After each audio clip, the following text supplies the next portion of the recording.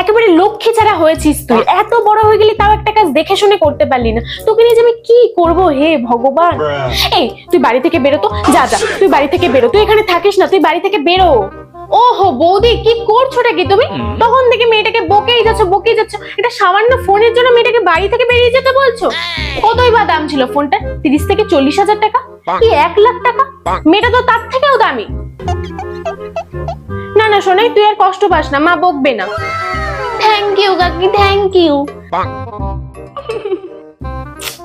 না না মালা, তুমি ব্যাপারটা বুঝতে পারছো না।